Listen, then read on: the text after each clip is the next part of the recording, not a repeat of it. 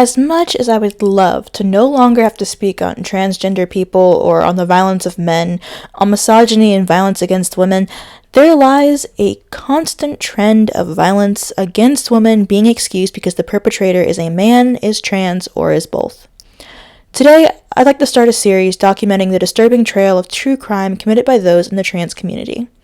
This is not to bully or to pick out the worst of the worst as examples, it is merely to show you the hypocrisy of the law and society's treatments of criminals who identify as such, and to raise awareness. Far too often they find themselves forgiven, forgotten, or placed into positions of power, and it is only through spreading knowledge of what they have done that we can do anything to combat this.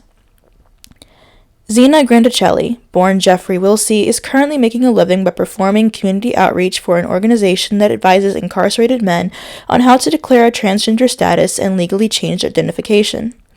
Grandicelli has become a highly regarded trans activist and has spoken at top-tier universities, including at Columbia University in 2017 and NYU in 2016, regarding incarceration and trauma, as well as on women's experiences of incarceration. He even held a workshop on trans issues for the National Lesbian, Gay, Bisexual, and Transgender People of Color Health Conference. Additionally, he's partnered with the Sylvia Rivera Law Project as a movement-building team member. All of these achievements seem rather inspiring for a convict, as it is well known that convicts have a difficult time finding work once released from prison, and yet, by all counts, he has found a place of respect and power within the LGBT community. Even more surprising is the crime he was convicted of. In 1994, Grandicelli pleaded guilty to 11 counts of sexual abuse involving a 3-year-old girl and was designated a sexually violent offender. His sex offender registration categorizes him as a risk level 3, which denotes the highest recidivist risk and a threat to public safety. New York state law restricts level 3 sex offenders from being within 1,000 feet of a school.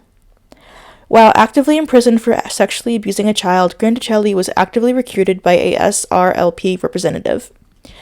Grandicelli's crime has been obscured by his self-declared transgender status. By claiming a female identity, Grandicelli has been afforded a platform by 2 of the most prestigious universities in the nation, and in 2017 he was presented with the Community Hero Award by the Anti-Violence Project.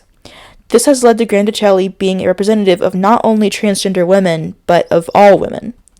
In 2021, the Women in Justice Project, an organization that lobbies for the rights of incarcerated women, featured a quote from Grandicelli on their website. "I break down crying when trying to explain to somebody what it is like to be in a state prison or Rikers Island, and to be physically beat half to death and raped, misgendered, and abused so much that you're ready to take your own life." As per usual, the statistic that trans people in prison are sexually assaulted at a rate 10 times higher than the general prison population is featured on their site. Meanwhile, the statistics for the rape of female convicts is not posted. In fact, they are rarely established, as women who are raped or abused by male prison officials often do not report the assault out of fear for their safety. However, some estimates suggest that as many as 1 in 4 U.S. women experience sexual violence while incarcerated. Males are the perpetrators of 98% of staff-on inmate sexual assault of female inmates, and systemic sexual abuse of women by male prison staff has been recorded in nearly every U.S. state. If these organizations wanted a trans convict to speak for them, why do they actively search out and continue to hire a child molester? Why allow someone who's committed one of the most heinous of crimes to speak for your community? Are these organizations being purposefully ignorant or woefully under-researching those they choose to speak for them? Either way, we should be holding these organizations to a higher accountability. For years, gay people have argued against the perception of being harmful to children.